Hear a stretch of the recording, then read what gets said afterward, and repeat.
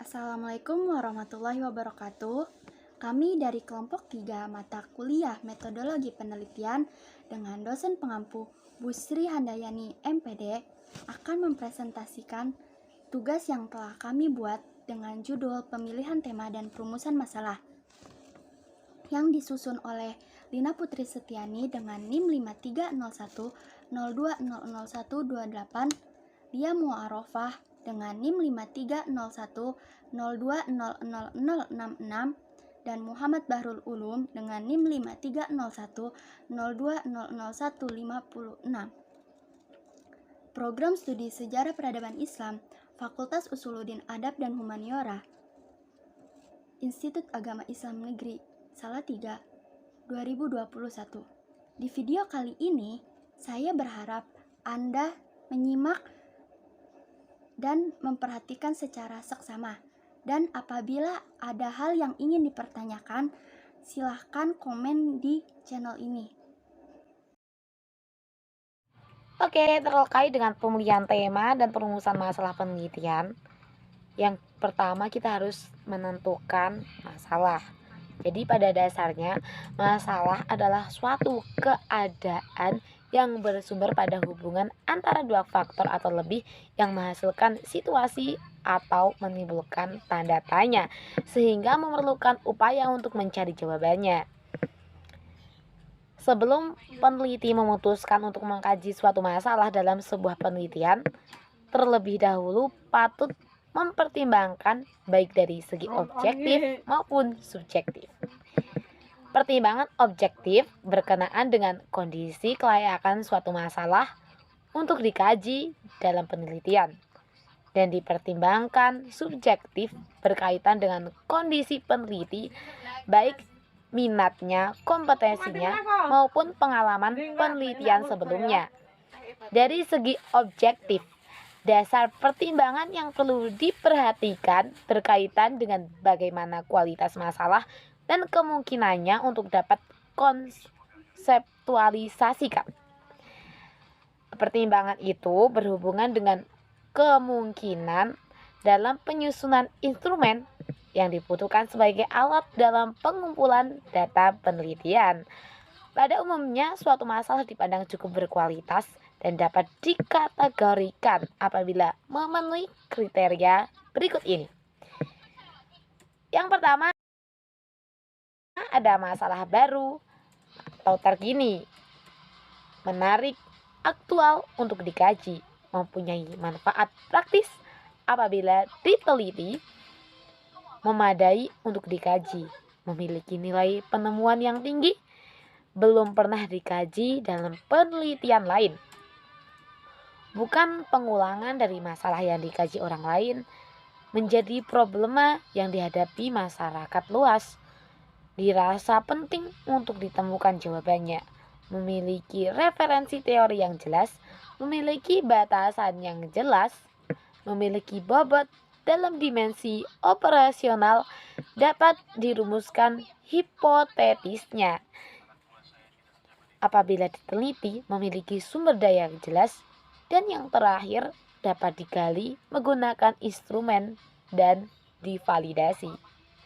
Maka dengan terpenuhinya persyaratan objektif tersebut, suatu masalah selanjutnya dapat dipertimbangkan secara subjektif untuk dapat diputuskan apakah layak untuk dikaji dalam sebuah penelitian atau tidak ya.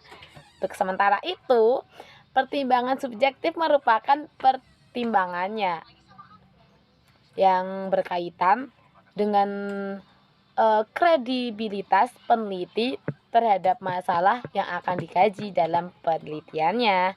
Pertimbangan subjektif pada umumnya berkaitan dengan hal-hal berikut ini. Yang pertama, terjangkau oleh kapasitas sumber daya yang tersedia. Yang kedua, sesuai dengan bidang dan kemampuan peneliti.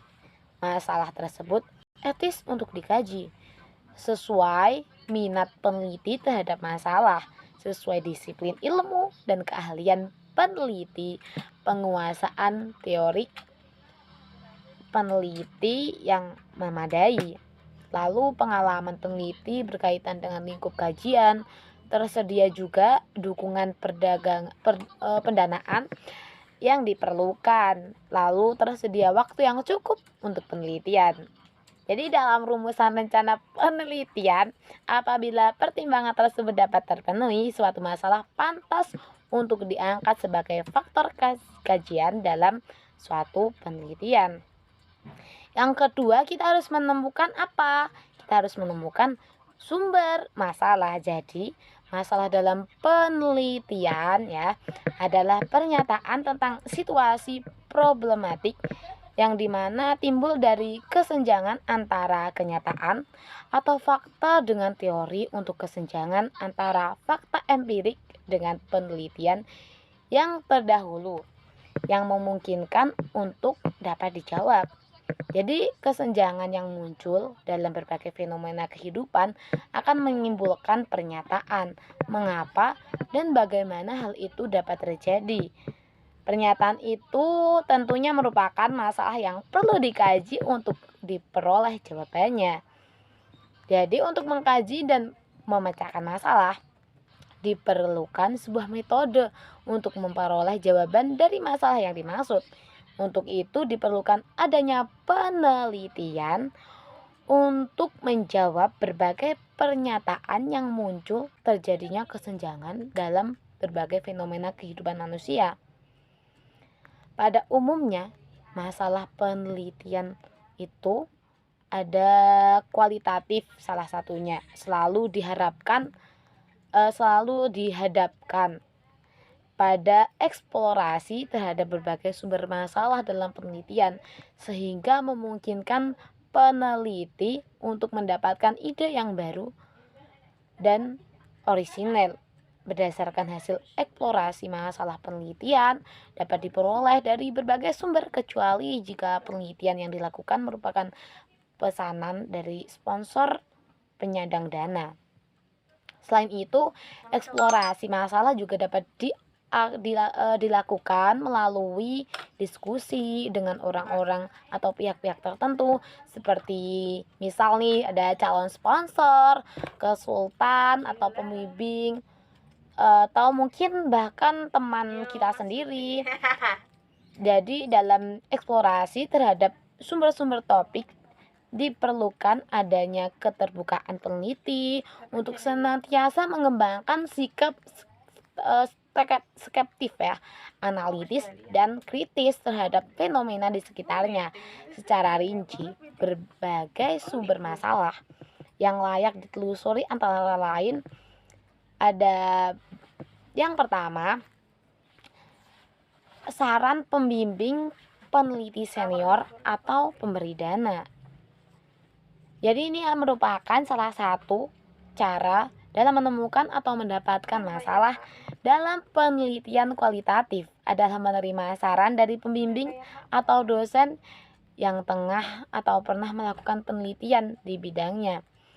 Cara pencarian masalah semacam ini cenderung memperbesar peluang untuk memperoleh masalah-masalah penelitian yang bisa diteliti dan relevan untuk dikaji.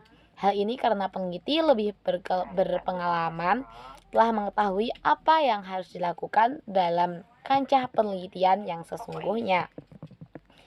Jadi di sisi lain, pilihan yang dapat didapat dengan cara mengambil proyek juga bisa yang dilakukan oleh orang lain.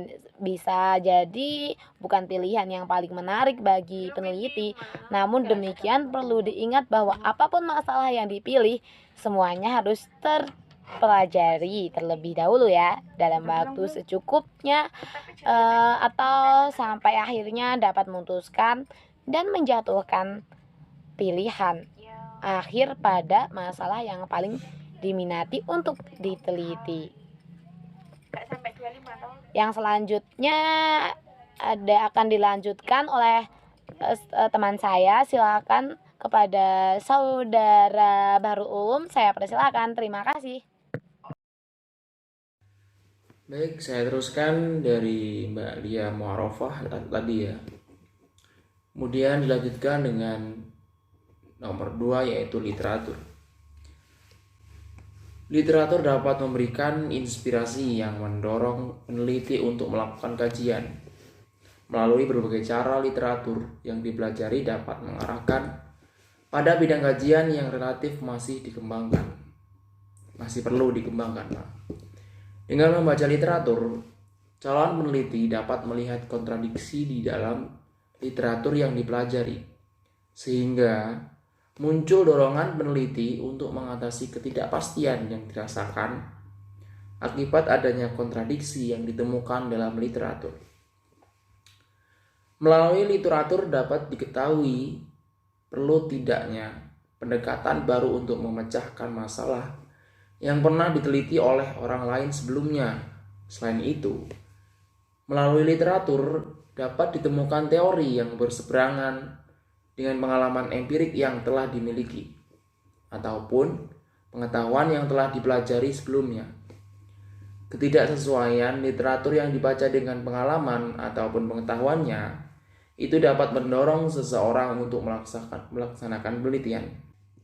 Pada umumnya, peneliti memiliki sikap kritis dan analitis dalam menyikapi sesuatu. Oleh sebab itu, kegiatan membaca literatur memiliki manfaat untuk memperluas wawasan keilmuan, sensitivitas pemikiran, dan kekritisan peneliti dalam menghadapi kehidupan.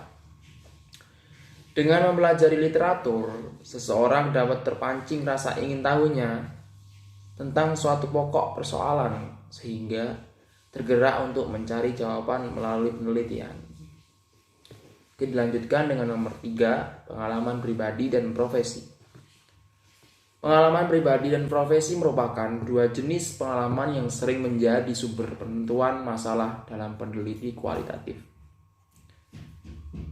Dengan masa kerja yang cukup dalam menekuni satu bidang pekerjaan, seseorang dapat dengan mudah menemukan masalah yang belum terpecahkan hingga mendapatkan solusi yang tepat.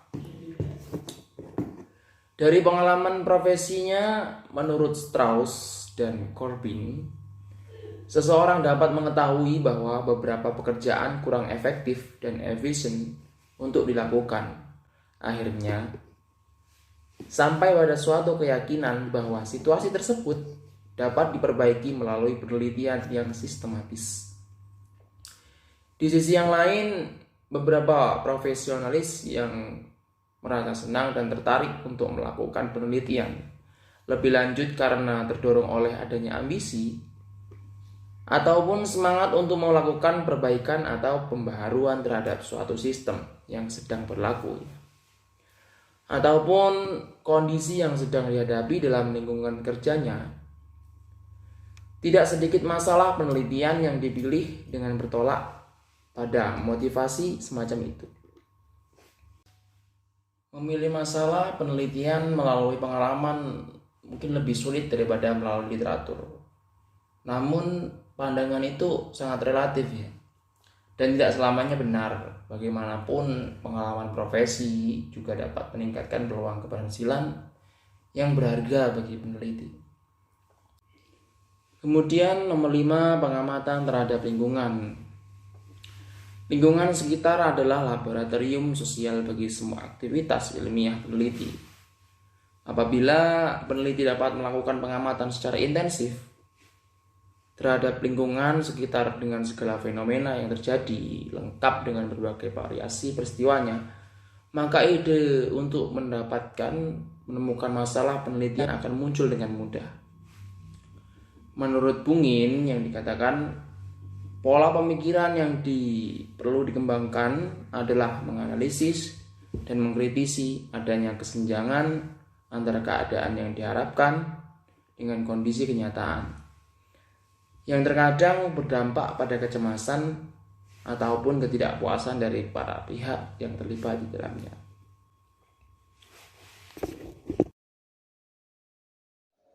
Cukup sekian presentasi dari kelompok kami. Kurang lebihnya mohon maaf. Wassalamualaikum warahmatullahi wabarakatuh.